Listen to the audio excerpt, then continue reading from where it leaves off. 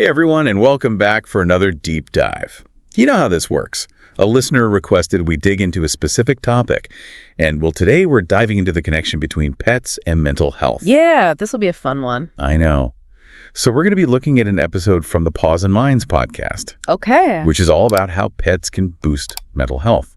And I think maybe we should just jump right in. Yeah, let's do it. All right, so the hosts of Paws and Minds start the episode off with a really interesting anecdote about one of the hosts, Jake, and his golden retriever, Max.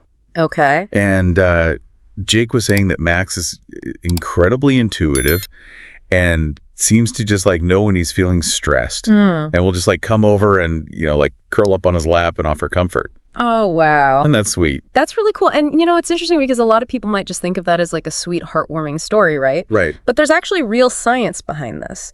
Studies have shown that interacting with pets, especially petting them, can actually reduce cortisol levels, which is the stress hormone. So it's not just in our heads, right?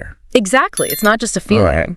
There are actual, measurable biological changes happening. That's so cool. And at the same time, interactions with pets can increase the release of things like serotonin and oxytocin. Oh, yeah, I know. Those are happy hormones. Right? Exactly. Serotonin is a neurotransmitter that helps regulate mood, and oxytocin is often called the love hormone because it promotes feelings of bonding and connection. That makes so much sense. Yeah.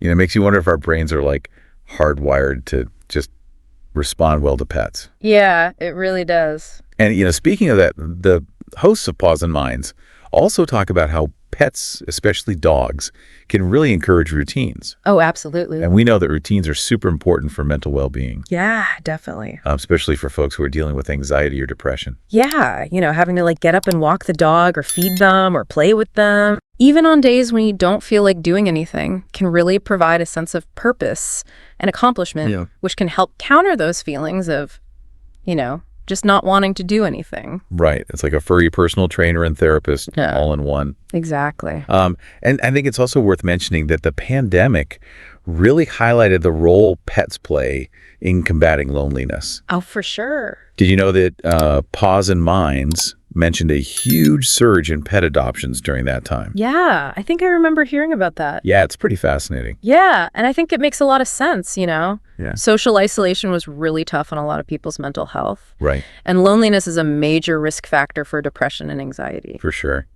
And, pets offer that unconditional love and companionship. Yeah. Which can really be a lifeline for someone who's struggling with isolation. Totally. It's just that constant presence. Yeah. Someone who's happy to see you, relies on you, and you know someone to take care of. It's a two-way street, right? Yeah. And that's why I think it was really great that the Paws and Minds hosts were careful to emphasize responsible pet ownership. Oh, yeah, for sure. It's a huge commitment. And it's really important to be prepared for the time, the energy, and the money involved. Right. You really got to be ready for that. But, for the right person, the rewards of pet ownership can be incredible. I think so, too. Yeah. So, just to sum up, it seems like having a pet can really be a big plus for our mental well-being. For sure. It can help us manage stress. Yeah. Establish routines, combat loneliness, and just feel happier overall. Exactly. It's like a win-win situation for both the person and the pet.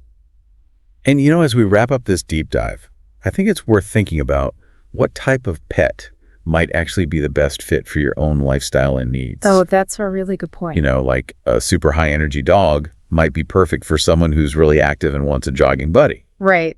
But for someone who lives in a smaller space or maybe has some mobility issues, a cat or a smaller, calmer pet might be a better fit. Yeah, that's a great point. I think it's really important to find that perfect match, Absolutely. Well, everyone, thanks for joining us on this exploration of the amazing connection between pets and mental health. We'll catch you next time on Deep Dive. See ya.